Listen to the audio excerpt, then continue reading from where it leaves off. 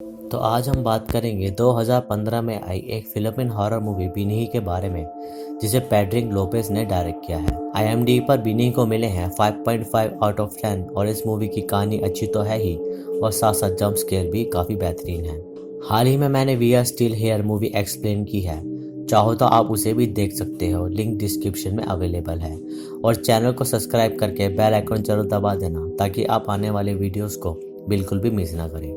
Instagram पर भी मैं अवेलेबल हूँ, उसका लिंक भी मैंने डिस्क्रिप्शन में डाला हुआ है। तो चलिए अब बिना वक्त गवाए अब चलते हैं इसकी स्टोरी की तरफ।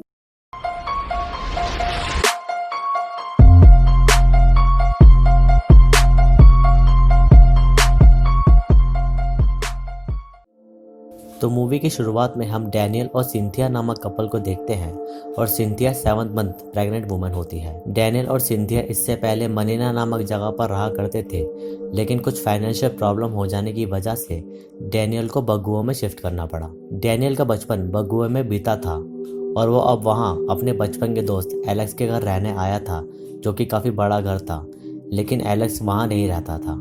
तभी डैनियल और सिंथिया मिसेस सैंटोस से मिलते हैं, जो उन्हें घर की चाबी दे देती है और वह घर की केयरटेकर भी थी। अगले दिन सिंथिया के पास उसकी मॉम का कॉल आता है और वह उन्हें फाइनेंशियल हेल्प करने को कहती है, लेकिन डैनियल उनके ऊपर डिपेंड नहीं रहना चाहता था, तो सिंथिया उन्हें फाइनेंशियल हेल्प के लिए मना कर देती है। फिर अगले दिन उनके घर उनकी मेड आ जाती है जो मिसेस सैंटोस ने भेजी थी, और उसकी सैलरी डिस्कस करके सिंथिया उसे बेसमेंट के लिए एक बल्ब लाने को कहती है, क्योंकि वह देखना चाहती थी कि बेसमेंट में क्या है। उस रात डैनियल सिंथिया को एलेक्स और उसकी गर्लफ्रेंड जेल के बारे में बताता है, जो अगले दिन उनके यहाँ डिनर के लिए आने वाले थे। और तभी सिंथिया को थोड़ी चिंता होने लगती है, क्योंकि वो श्योर नहीं थी कि यहाँ आना उनका ठीक है या नहीं, क्योंकि इस घर में वो दोनों बिल्कुल अकेले थे। लेकिन डैनियल सिंथिया को कहता है कि वो सब प्रॉब्लम ठीक कर देगा। फिर अगले दिन डैनियल एलेक्स से मिलता है, जो उसके बचपन का दोस्त था, और एलेक्स से मिलकर डैनियल उसे जॉब के लिए थैंक्स कहता है और उस घर के लिए भी जिसमें डैनियल और सिंथिया रह रहे थे। तभी एलेक्स डैनियल से पूछता है कि ग्रेजुएशन होते ही वो वहाँ से क्यों गायब हो गया, वो भी बिना किसी से मिले। तो डैनियल एलेक्स को कहता है कि उसे मनीला में जॉब ऑफर आ गया था और वो अपने डैड से दूर जाना चाहता था, क्योंकि डैनियल और उसके डैड का रिलेशन अच्छा नहीं था। तभी डैनियल को सिगरेट की तलब बसती है और वो सिगरेट लेने शॉप में चला जाता है। और फिर उस शॉप में जाने के बाद डैनियल को ये विजन आता है कि शॉप में कोई नहीं है, लेकिन CCTV कैमरा में सब दिख रहे हैं। और तभी फुटेज में उसको एक छोटी बच्ची की आकृति दिखती है, लेकिन क्यू में खड़े होने के कारण बाकी लोग उसे टोक देते हैं, जिससे वो होश में आ जाता है और वो सोचने लगता है कि ये उसके साथ क्या हुआ। उसके बाद डैनियल और एलेक्स अपने प्रोजेक्ट के लिए कंस्ट्रक्शन साइट पर जाते हैं, जहां डैनियल एलेक्स से अंकल ओपो अर्नी के बारे में पूछता है, जो लोगों का इलाज करते थे। और डैनियल एलेक्स से अंकल ओपो अर्नी के बारे में इसलिए पूछता है क्योंकि थोड़ी देर पहले आए विजन ने उसको थोड़ा टेंस कर दिया था। फिर उसी रात एलेक्स और जेल डैनियल और सिंथिया से मिलने आते हैं और वो लोग काफ़ी ड्रंक हो जाते हैं सिंथिया को छोड़कर। और उसी रात एलेक्स और जेल इंटीमेट होते हैं और जेल को किसी बच्चे की आवाज़ सुनाई देती है जो उसका नाम पुकार रही थी, और जेल इससे थोड़ा डर जाती है। फिर अगली सुबह सिंथिया डैनियल को जेल के साथ हुए इंसिडेंट के बारे में बताती है कि जेल ने रात को किसी बच्चे की आवाज़ सुनी थी। तो डैनियल उस पर एक फ़नी रिएक्शन देता है और कहता है कि वो रात को काफ़ी ड्रंक थे, इसलिए उसको ऐसा सुनाई दिया होगा। तभी सिंथिया डैनियल को चर्च चलने को कहती है और चर्च विजिट करने के बाद वो लोग पास के ही मार्केट में जाते हैं, जहां एक बूढ़ी लेडी सिंथिया को वार्न करती है कि उस घर में ना रहे, लेकिन उस बूढ़ी लेडी की बेटी उन्हें ये कहती है कि वो दिमाग से ठीक नहीं है। फिर घर पहुंचकर सिंथिया डैनियल से उसके डैड के बारे में पूछती है, लेकिन वो सिंथिया को बस इतना बताता है कि वो और डैड इतना क्लोज नहीं थे और उसने अपने डैड का फ्यूनरल भी अटेंड नहीं किया था, इसलिए डैनियल सिंथिया को इस बारे में कुछ नहीं बता पाता। फिर उसी रात डैनियल नहाने जाता है और वहाँ हम उस छोटी बच्ची के घोस्ट को देख पाते हैं, जो डैनियल को हॉन्ट करने आई थी। और ब्रश करते समय डैनियल उस बच्ची का हाथ अपने हाथ पर रखा देखता है और इस बात से डैनियल काफ़ी डर जाता है, लेकिन वो सिंथिया को इस बारे में कुछ नहीं बताता। फिर अगले दिन सिंथिया मेड से इस घर के लास्ट ओनर के बारे में पूछती है, जिनसे एलेक्स ने ये घर खरीदा था। तो मेड उसे बताती है कि वो उस टाइम कहीं और जॉब करती थी, लेकिन सिंथिया के दिमाग में यह सवाल आता था कि कोई इतना बड़ा घर क्यों बेचेगा। दूसरी तरफ डैनियल कंस्ट्रक्शन साइट पर अपना काम कर रहा होता है और तभी उसे मेजरमेंट मशीन में उस बच्ची का घोस्ट नजर आता है, जो उसके बिल्कुल पास आ जाता है और डैनियल उस बच्चे के गोश्त को देखकर काफ़ी डर जाता है। तभी दूसरी तरफ सिंथिया और मेट घर के बेसमेंट में जाते हैं ताकि वो देख सकें कि बेसमेंट में क्या क्या चीज़ें हैं। और तभी सिंथिया को वहाँ एक पुरानी एल्बम मिलती है जिसे वो शाम को देखने लगती है। और इसी बीच सिंथिया को किसी बच्चे की हंसने की आवाज़ आती है और वो ऊपर वाले रूम पर किसी बच्ची को भागते हुए देखती है। और जब सिंथिया उस बच्ची को वहाँ ढूंढने जाती है तो मेट के आने से सिंथिया डर जाती है और थोड़ी देर के लिए फेंट हो जाती है। लेकिन सिंथिया मेट को बोलती है कि ये बात वो डैनियल को ना बताए क्योंकि डैनियल सिंथिया की हेल्थ के लिए काफ़ी कॉन्शियस था। फिर उसी रात डैनियल को किसी बच्चे की आवाज़ सुनाई देती है और जब वो वहाँ देखने जाता है तो वहाँ उसे उस बच्चे का घोस्ट दिखता है जो डैनियल को बार बार हॉन्ट कर रहा था। और उसे देखकर डैनियल काफ़ी डर जाता है और अपने बेड पर आकर सो जाता है। और हम देख पाते हैं कि वहाँ वो बच्ची भी उनके साथ सोई है जो देखने में थोड़ी डरावनी थी। फिर अगले दिन डैनियल चर्च जाता है क्योंकि वो रात के हुए इंसिडेंट से काफ़ी डर गया था।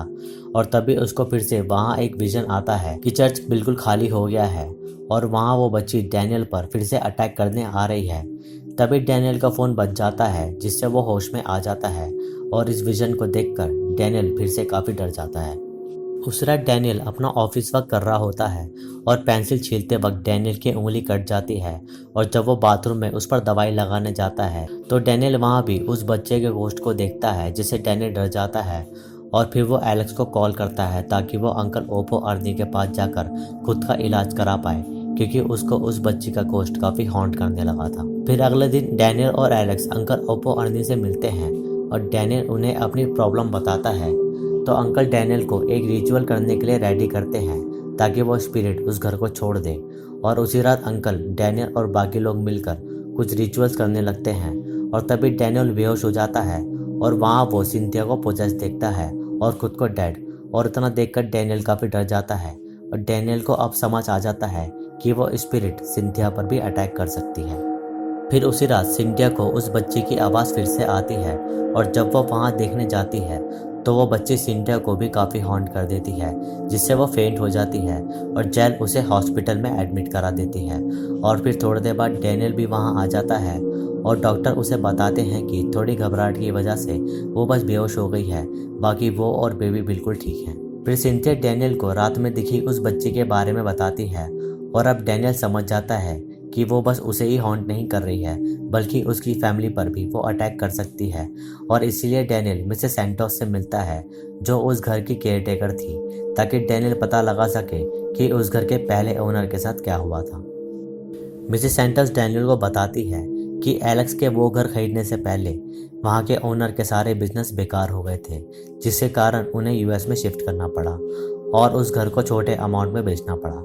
और साथ साथ मिसेस सैंटोस उसे ये भी बताती है कि उनकी एक बेटी और एक ग्रैंड डॉटर भी थी जिनके साथ एक बुरा कार एक्सीडेंट हुआ था, लेकिन वहाँ उनकी ग्रैंड डॉटर नहीं मिली क्योंकि उसे कोई उठाकर ले गया और उस लड़की की मॉम सर्वाइव नहीं कर पाई।